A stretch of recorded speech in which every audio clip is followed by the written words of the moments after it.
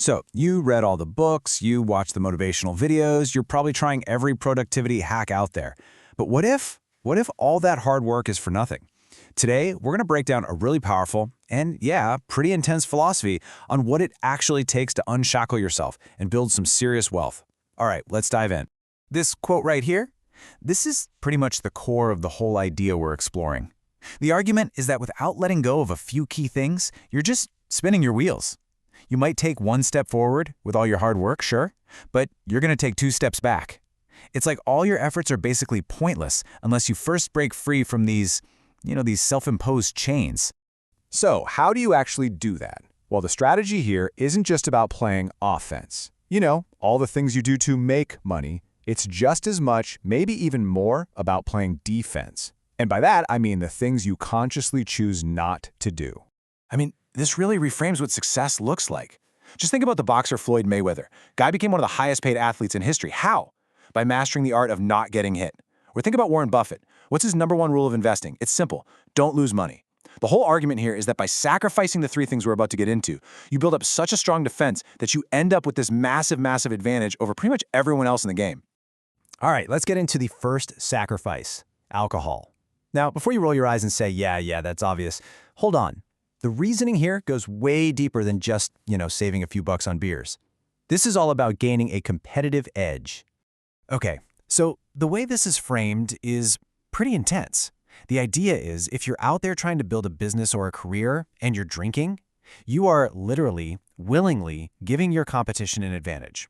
It puts that cloud over your mind, it messes with your sleep, it leads to bad decisions. You're basically putting yourself at a huge disadvantage against someone who's sharp, clear-headed, and focused. The thinking is, until you've hit that big financial milestone, let's say $1 million in the bank, what is the point? Why handicap yourself? And this really gets at the long-term play here, especially if you're in your 20s. The argument goes like this. Your 20s are for building two things, two massive pillars, a strong body and strong finances. And if you can just nail that foundation in those two areas early on, you basically set yourself up to play the rest of your life on easy mode. And in this philosophy, alcohol is seen as something that directly attacks both of those pillars.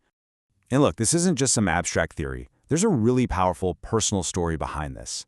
So, on New Year's 2017, the author has this major wake-up call after a night of heavy drinking that left his mom just completely disgusted. And that was it. That was the turning point. From that moment, he quit.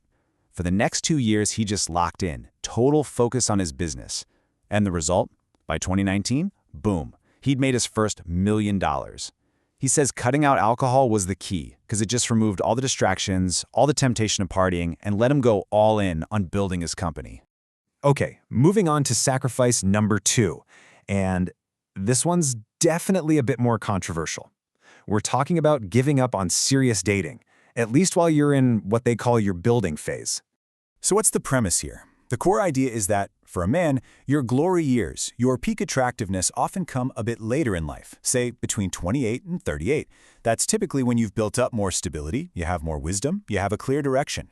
So if that's the reality of how the game is played, the question becomes, why not use your younger years to focus 100% on becoming the man you want to be? And let's break down that logic a little more. The idea is to be brutally honest with yourself. Think about the ideal partner you imagine for your future. Now, can you attract that person right now, as you are today? If the answer is no, then why waste all that time and energy on dating only to end up settling for someone who is, well, subpar compared to your ultimate vision? The strategy is simple, if not easy. Lock in for a few years, build yourself up, work on everything, and then present your best self to the world. Now look, you might be thinking this whole dynamic sounds pretty unfair. And you know what? The source material actually acknowledges that.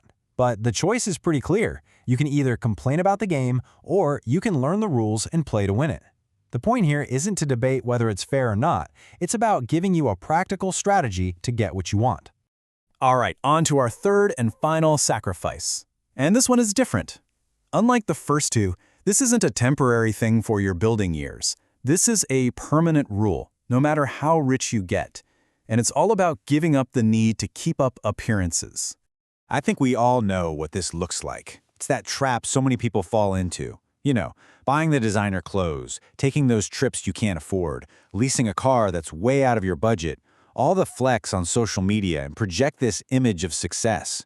It's called a sad existence because you're constantly faking it, and every night you go to bed with that nagging anxiety that it's all a lie. Now you might think, okay, that's a problem for people who are just starting out. But it goes all the way to the top. Check this out. Just picture someone making $20 million a year. That is an insane amount of money, right? Life set. Well, the person behind this philosophy knows people who make that and spend $30 million a year. It's nuts. This happens at the absolute highest levels. Their entire identity, their self-worth, gets wrapped up in the lifestyle they're trying to project. They literally become a slave to their own spending, even when it makes zero financial sense. So what's the goal then? What is real financial freedom? Well, being comfortable with your wealth isn't about being able to buy the most expensive thing in the room. It's having the freedom to choose what you genuinely like, even if it's cheaper or less flashy. It's choosing to buy a Tesla because you actually prefer it, even though you could easily afford a Rolls-Royce. That's when you finally own your money, instead of your money owning you. Okay, so let's zoom out for a second, because these three sacrifices, they're all pieces of a much bigger philosophy. And really, this is the main takeaway. This whole process of getting rich, and more importantly, staying rich, it's not some get-rich-quick scheme. It's not a sprint, it's a marathon. We're talking about a 10-year-plus journey of just consistently putting one foot in front of the other day in and day out, all while playing that strong defense and just avoiding the dumb mistakes that set you back. So that brings us to the final question, and really, it's a question for you. Knowing that this is a long-term game, that it's a 10-year journey that requires real focus and discipline, what are you willing to give up today to build the future you actually want?